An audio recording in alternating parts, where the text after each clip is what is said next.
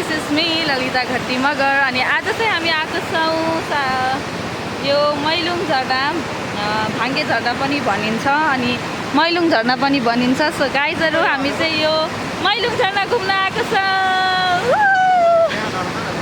अनि भ्यू हेर्नुहोस् क्या दामी भ्यू छ। अब हामी चाहिँ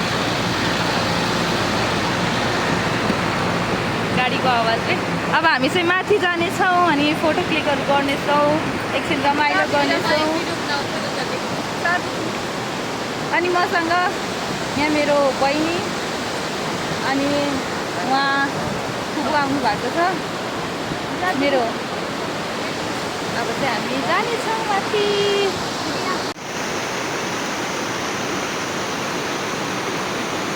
सो गाइज हामी चाहिँ यहाँ यसरी लुगा लिएर आएको थियौँ अनि लुगा फेर्न लगाएको छौँ।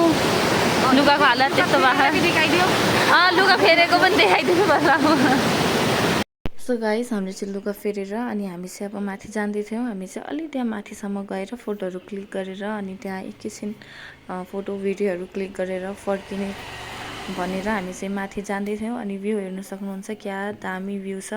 अनि हामी चाहिँ यहाँ स्ट्रगल गर्दै हिँड्दैछौँ है। अनि हामी फाइनली म चाहिँ माथि पुगेँ अनि यस्तो खुसी लाग्यो कि माथि पुगेर। कस्तो राम्रो झरना कि धेरै ठुलो झरना थियो अनि एकदम रमाइलो भएको थियो। अनि मान्छेहरू पनि आउनु भएको थियो किनभने यो चाहिँ टुरिस्ट प्लेस हो नि त अनि मान्छे चाहिँ टन्नै थियो।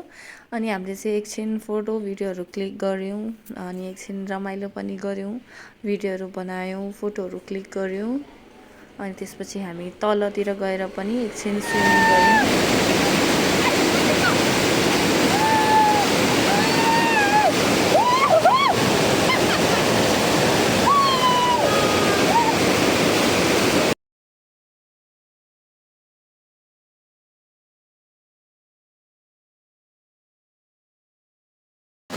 हामीले चाहिँ स्विमिङ पौडी पनि खेलिसक्यौँ यहाँ। अनि अब चाहिँ हामीहरू के भन्छ लुगाहरू फेरिसक्यौँ, हामीले पौडीहरू खेलेर अब चाहिँ हामी चियाहरू खानलाई जाँदैछौँ। अनि अलिकति यसो मेकअप गर्नु पऱ्यो, मेकअप सबै निस्किसकेको छ। अनि कस्तो डन्डी फोडा के यार यहाँ यहाँ यहाँ यहाँ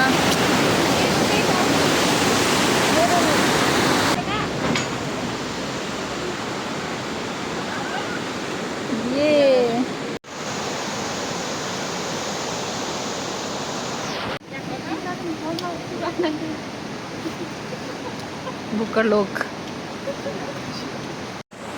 गाइजहरू हामी चाहिँ अब घरतर्फ फर्किँदैछौँ। अनि हामी चाहिँ यसरी हिँड्दै गइरहेका छौँ किनभने यहाँ बाटो अप्ठ्यारो छ। अनि फुपूहरूले चाहिँ अहिले सिङ्गल चलाएर आउनुहुन्छ अनि हामी चाहिँ अगाडि सजिलो बाटोदेखि बसेर जानेछौँ। अनि हामीले चाहिँ खानाहरू पनि खायो, थुक्पा खायो, मिठै थियो, यति धेरै मिठो पनि थिएन, ठिकै थियो होइन।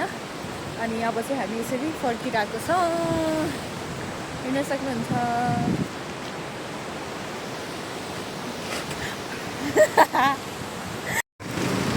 बाटो चाहिँ यस्तो छ गाइजहरू हेर्नुहोस्, मैलुङ जाने बाटो।